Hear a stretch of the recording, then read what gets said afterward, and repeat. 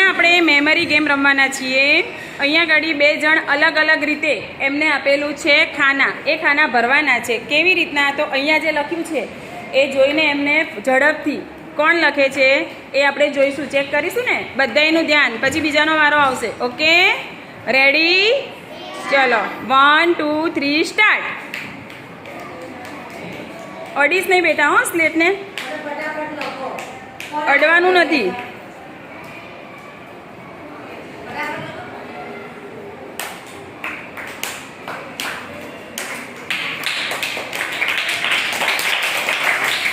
અડવાનું નથી, દૂર ઉમર, દૂર રહેજે તું।